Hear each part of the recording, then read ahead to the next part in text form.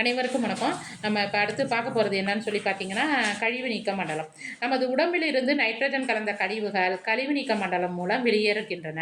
இதற்கு இதில் வந்து கழிவு நீக்க மண்டலத்தில் எது அடங்கும்னு சொல்லி பார்த்தீங்கன்னா, சிறுநீரகங்கள், சிறுநீர் நாளங்கள், சிறுநீர் பை மற்றும் சிறுநீர் புறவழி, அதாவது யூரித்ரா ஆகியவை அடங்கும்.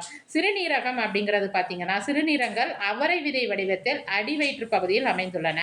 நெப்ரான்கள் அண்டர்லைன் பண்ணிக்கோங்க, முக்கியமானது பார்த்துக்கங்க.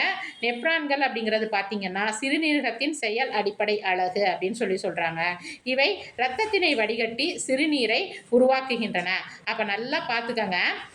நம்ம உடலில் இருக்கிற நைட்ரஜன் கலந்த கழிவுகளை வெளியேற்றுறது தான் என்னது, கழிவு நீக்க மண்டலத்தினுடைய செயலாக இருக்குது.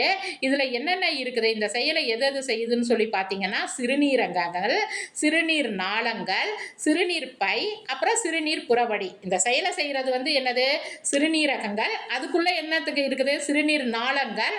அந்த சிறுநீர் அந்த கழிவு வந்து எங்கே போய் சேருதுன்னு பார்த்தீங்கன்னா, சிறுநீர் பைக்கு போய் சேருது. அந்த சிறுநீர் பையிலேருந்து எங்கே போகுது, புறவழிக்கு போகுது.